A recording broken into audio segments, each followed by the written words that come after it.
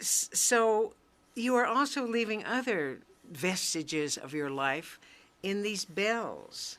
So I want you to tell me about the bells a little bit. We have one here. Well, I talked about that at some length in my book. Uh, why is it that we study history, we know a lot about the past, but we don't know anything about the future? And seemingly we have no influence on the future. Well, I found that, in my opinion, to be unsatisfactory. So I started making bells, and I have quotes around the edge of my bell. I sign all of them and put the date on them. And I've taken 8 of these things out in different places around New Mexico, and I've buried them 4 feet deep, 3 to 4 feet deep, so that a metal detector cannot find these bells. Maybe in 1,000 years, a machine can find these bells.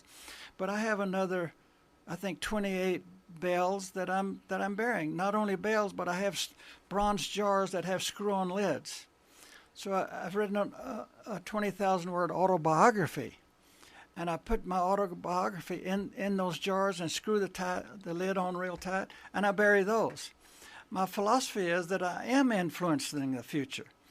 1,000 years from now, when somebody's building a footing for a house and they turn up one of those bells and read that autobiography, they're going to think, God, here's a guy that wrote that thing 1,000 years ago. Isn't this interesting?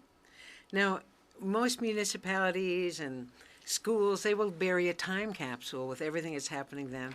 You're sort of putting a time capsule, but with a touch of the infinite, because some of the things that you have inscribed on the bells are things like, ring the bell loudly, for he who dies with over $50 is a failure. That's an Errol Flynn quote. And an Albert Einstein quote, imagination is more important than knowledge. I think that's what you have on there. But I altered it a little bit. Better. Imagination is better than knowledge, and I misspelled knowledge.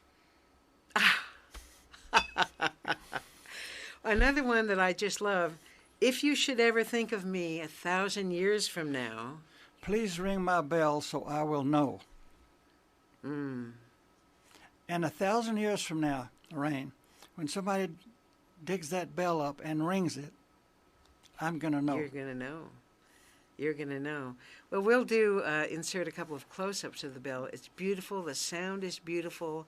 And I think the sound has a magical quality to it. Well, I make these things out of wax, and I take them to Shidoni Foundry in Tasuki, and they cast them for me. I probably made, I want to think, 40 of these things. And I have another 28 that I'm going to bury. I've buried 8 so far.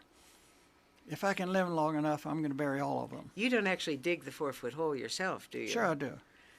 Well, you're very fit, Forrest. I don't want anybody to know where they are. Oh, that's right.